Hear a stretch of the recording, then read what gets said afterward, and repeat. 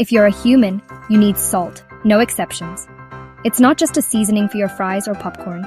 Salt is absolutely essential for life itself. From the moment you wake up to the time you go to sleep, salt is quietly working behind the scenes, helping your body function at its best.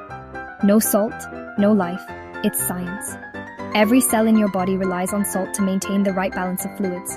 Without it, your organs couldn't do their jobs, and your body would quickly become unbalanced. Salt is a key player in keeping you alive and well. But don't go pouring it by the spoonful just yet. Salt keeps your body's fluids balanced, and your nerves and muscles working right. It helps your muscles contract, your nerves send signals, and even supports healthy digestion. Just the right amount is crucial. Too little and you might feel weak or dizzy. Too much and you could put stress on your heart and kidneys.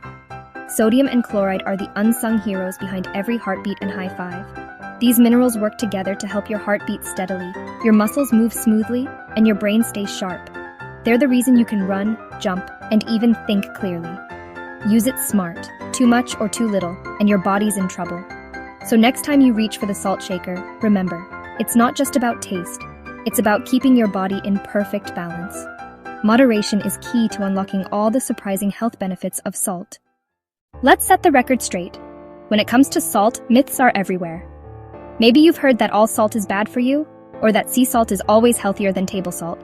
But the truth is more nuanced. First, not all salt is created equal, but both table salt and sea salt provide the same basic sodium your body needs. Table salt is refined and often has added iodine, which is important for thyroid health. Sea salt, on the other hand, is less processed and may contain trace minerals, but these are usually present in tiny amounts. So, is sea salt healthier? Not really.